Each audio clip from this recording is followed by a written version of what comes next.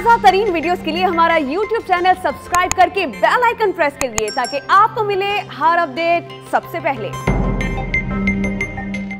अभी आपको बताएं कि हुकूमत सिंध को वफाक की जानिब से 9 जून को फाइजर वैक्सीन की 12,000 खुराकें मिली, लेकिन मुतालिका अस्पताल अब तक इस वैक्सीन से महरूम है। मजीद बात करेंगे डॉन न्यूज के नुमाइंदे सैयद वसीम से। वसीम, बताएगा क्या वजह है नई खेप अब तक अस्पतालों को क्यों नहीं मिल सकी? जी बिल्कुल, देखें ये जो वैक्सीन है फाइजर वैक्सीन वो वफाक की जानिब से 9 जून को फराहम की गई थी और अब तक ये वैक्सीन जो है वो जो शहर का बड़ा अस्पताल है जिना अस्पताल, यहाँ पे जो जराए हमें बताते हैं कि जिना अस्पताल में इस वक्त अशद जरूरत है फाइजर वैक्सीन की, क्योंकि ये वैक्सीन पेचीदा अमराज में मुब्तला मरीजों को लगाई जानी है। ताहम अभी तक ये वैक्सीन अस्पताल को मौसूल नहीं हुई है।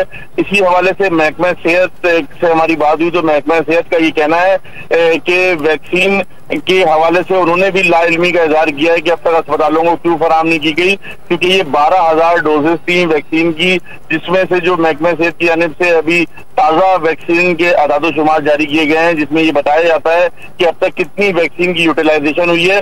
तो उसमें फाइजर वैक्सीन की सिर्फ 36 डोज हैं जिसको यूटिलाइज किया गया है और 12,000 डोजेस में से ये 36 डोज हैं जो यूटिलाइज की गई हैं, जबकि अभी जो ये शहर का बड़ा अस्पताल है जिना अस्पताल, यहाँ पर वैक्सीन ताहाल फराहम नहीं की जा सकी है। जी बहुत शुक्रिया आपका अपडेट्स के लिए वसीम।